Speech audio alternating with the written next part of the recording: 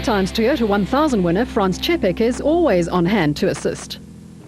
Yes, no, it was one of the first time where everything came together for us on the Prologue. On time we actually were 15th overall, the quickest time we had this year, and I think we really had a good run. Both are running very well, and but unfortunately then we pick up a penalty because we didn't sign for the driver's briefing. One of the crew didn't sign, so that knocked us back 22 places. It's a long way to go, 1000 k's, but unfortunately the dust and the slower guys between us is going to put a little bit of a handicap on us. But guys in front, watch out, we're coming.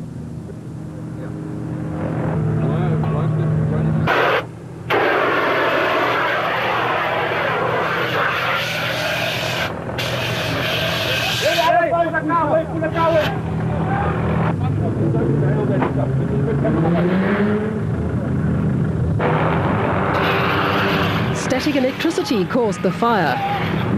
Four-wheel drive club stalwart Neville Algar performed start line duties.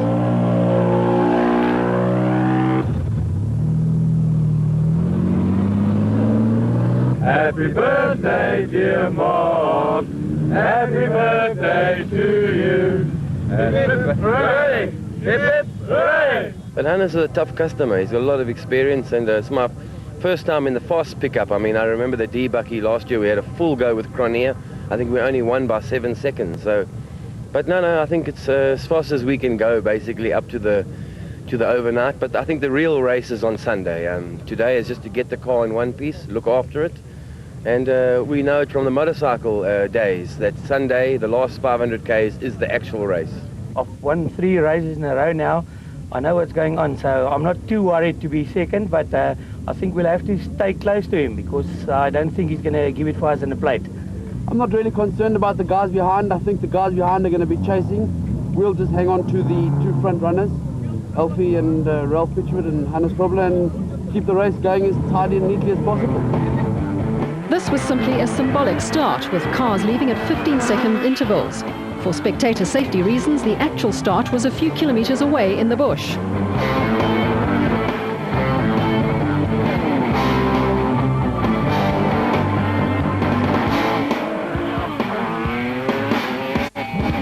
Local hero Atang Magegheneni was only 6 seconds slower than Berthold, and the scene was set for a tremendous battle.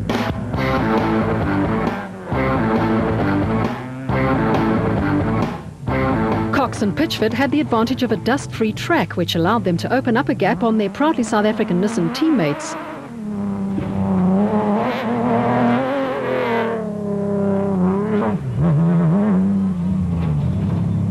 Probler won the event for the first time in 1986 and had to wait 16 years for his second win, which he backed up with 2 more victories in 2003 and 2004. Gary Berthold has led the Toyota 1000 on many occasions, but overall victory has eluded the talented driver, whose father Bodo and brother Bevan were also entered in the race.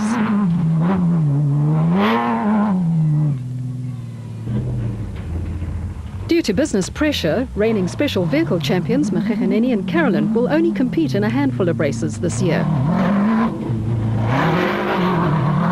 Mark Cronje and Chris Birkin missed out on winning Class D by 13 seconds last year and were determined to beat the rest of the Class D field and earn a position on the podium. Where Smith and Minute were anxious to get their championship campaign underway after non-finishes on the Nissan Sugarbelt 400 and the Nissan Dealer 400 as a result of minor problems on the Kopanong Hotel Super Team Jimco. Rob and Gareth Walk finished strongly in the Western Cape and were well placed in the immaculately prepared Super Paved Chenoweth.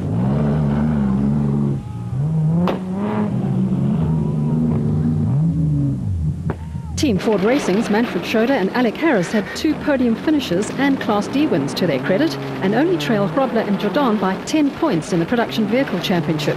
They have a 15-point lead in the Class D Championship.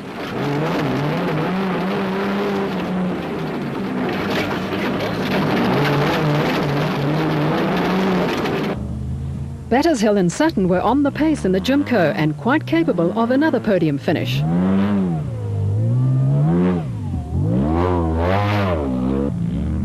Class E leaders Chris Visser and Jaapie Badenhorst were 10th overall and 5th in the production vehicle category and aiming for back-to-back class wins, while Class B leaders Arnold Pistorius and Jürgen Steyn had a comfortable lead over the rest of the Class B field.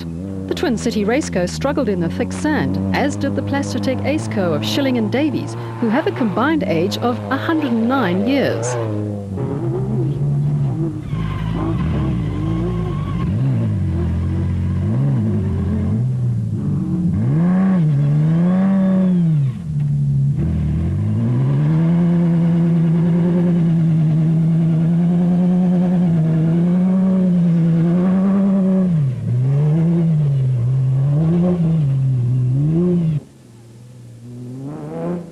Cox and Pitchford adopted a cautious approach on this particularly nasty section of the route.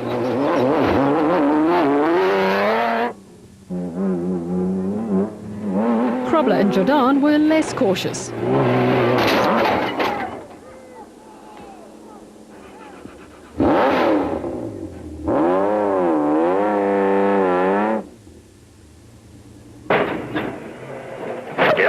Hey, no. What is this? Wow.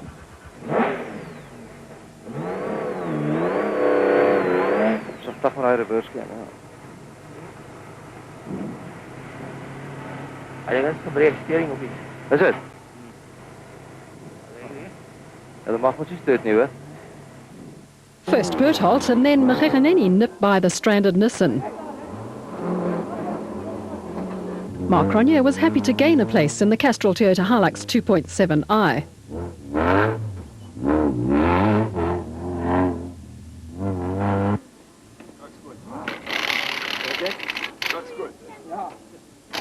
The rest of the field rushed by while Krobler and Jordan worked feverishly to repair the damaged steering on the proudly South African Nissan hardbody.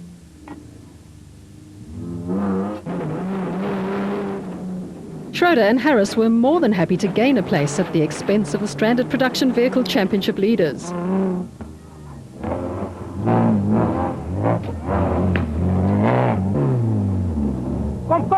Come!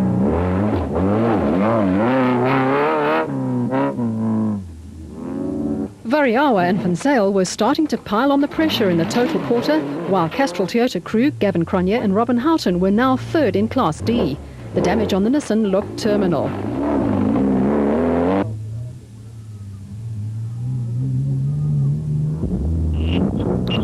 You're on board with Barkhuizen and Hering.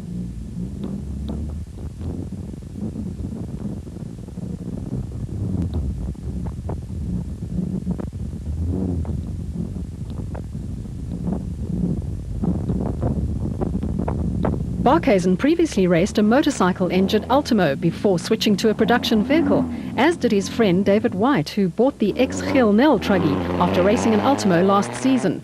And talking of Nel and co-driver Peter Newbury, they've adapted well to the more powerful Class A Bosel look ATE Zarco, and their consistency poses a threat to the Special Vehicle Championship contenders. Brothers Mark and Stuart Moffat are one of only 5 crews to have finished the first 2 events of the season. Cully Solwald's Mighty Mag seemed to be a handful over the rough terrain, while Labuskagri and Gerber had made up 7 places in the Raysonics Nissan hardbody.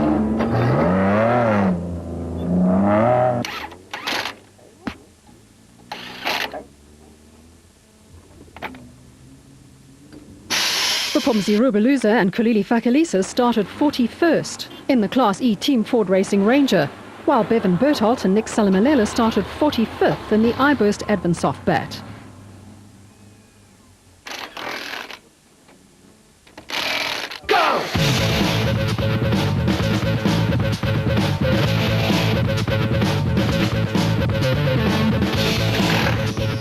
It's a serious matter, but luckily it's a long race, it's 2 days. And remember 2 years ago when Janelle and I had the accident with the Land Rover, we came second that year after we started 1.5 hours later. So let's hope.